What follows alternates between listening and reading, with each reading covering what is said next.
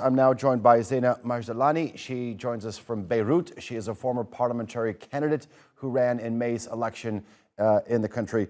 Zeina, good to have you on the show. Now, help me understand this. This agreement still needs to be signed off by the World Bank, which is supposed to finance the process, right?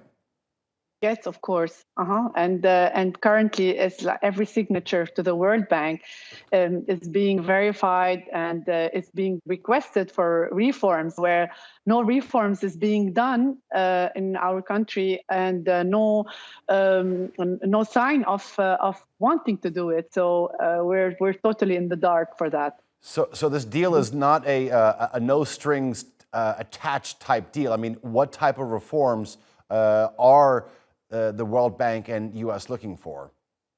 Well, as you know, the corruption has hit to our nose in the government, and where so many projects have been financed by the World Bank and by other financial institutions around the world, where no projects exist. And currently, we've been financed for electricity before.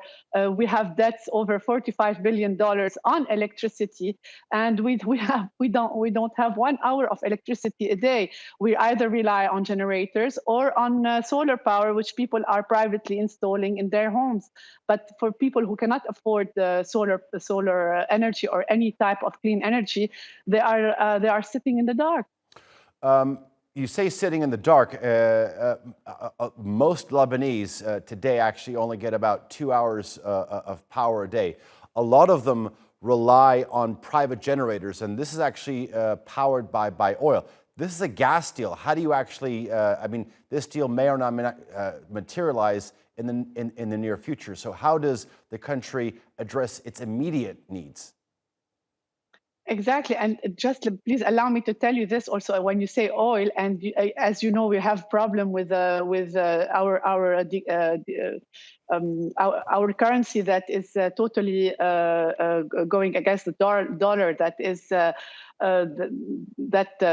Has diminished, and it's not allowing people to purchase oil, or people who are not dollarized and who do not have an income in dollars, they cannot afford it. And now in gas it's going to happen the same thing. And as you say, we have to reform our generators to accept gas and to accept a new energy. This is something that's been happening quite often here in our country, where people strike deals for the sake of deals, and at the end of the day we end up with nothing. And this is what we request, that when the World Bank is lending this money, or is loaning this money, or even granting this money, is really to look into every single detail of the contract as such. Zeina, you ran in May's parliamentary elections. You talked to your constituents. What is their biggest need right now? Energy and economy. And if we install, like currently we are relying on NGOs that we are installing for communities, but this is really on small scale. And when we install for lower income in communities, and this is where they start having at least internet businesses, or running into their electricity, that they can run their small micro economy. Yet, if this happens to the scale of the country, can you imagine what would change in the whole country? The whole country would be in a different situation.